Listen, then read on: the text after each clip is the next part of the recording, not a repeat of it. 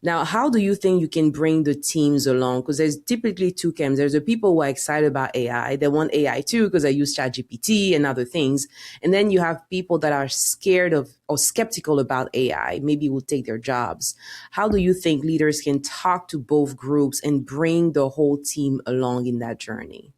Yeah, it's a good question. Certainly one that is top of mind for a lot of people, and it actually slows down change. I've met with a number of people from the office of the CFO. They're like, we have a really good process today. I don't think we need AI. I'm doing it well already. And they're just worried Mm-hmm. once AI comes in, their job goes away. I do Mm-hmm. think that the jobs that are more at risk of going away are the ones where someone's not using AI, to be honest. It's like, well, if you're doing things in the old school way, your value becomes less than if you're leveraging AI to make smarter decisions. So I actually think there's more risk in not adopting AI. Mm-hmm. For the people that are scared, I don't dismiss the fear. I don't think that it's not unfounded. There are roles that are being changed. My role has significantly changed because of AI. But historically, every wave of technology in finance shifted what people did. So when you think about moving, from DOS to Windows or on-prem to cloud, those were big, significant shifts in the way that finance teams worked, but it never, ever eliminated the need for smart people to make good judgment. So I think, when I'm talking to people in a finance function, I'll say, what do you want to be known for? And if the answer is, I want to be known for the person who pulls the data, which is almost never the answer. That's not what people want to be Yes. known for. But that's a very vulnerable position.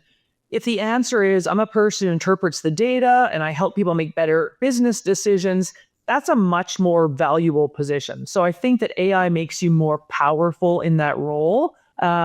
I think that in the excited camp, there's people who just want to jump in and go. They're enthusiastic and they're like, let's just put our foot on the gas and go. I say curb the enthusiasm a little bit and turn that enthusiasm into learning, because there is a lot of learning. And I even Mm-hmm. think about how we leveraged AI a month ago is different than how we do it today. Like, so much has changed. I think about Claude and how much has changed in 30 days. And Yeah. so that learning is so important. So enthusiasm without learning is a challenge. And Mm-hmm. then just really making sure that no one thinks AI is magic. Sometimes when people are excited, they'll think about this as a kind of a silver bullet. It has limitations. There are places where human judgment's irreplaceable. You need the human in the loop. And so I think that, you want leaders that are enthusiastic, but also rigorous and making sure that all of those foundational pieces are in place. Yeah, and I like how you mentioned that human element. So I wanted to spend a little more time on it. When you mentioned having the human in the loop, what are some of the things that people have to realize? You will always need a human to make X decision and to do X things. Like, what are some of the things you've seen in your role, especially at Inside Software?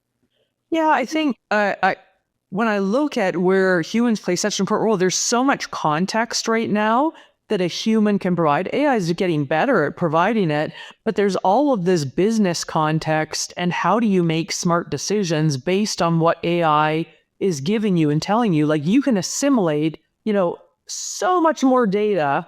Like, I think about when I started this role to now, so it hasn't even been a year, and how much more data I have at my fingertips and how much faster I'm getting it.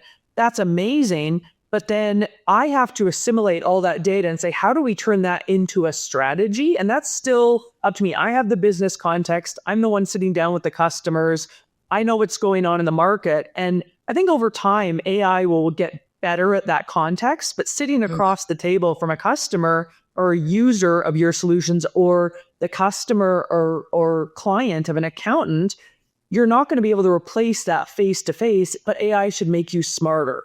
So I think it's about figuring out, how do I leverage it in a way where I add more value to the conversation, regardless of what my role is. And that's where the human element is so important.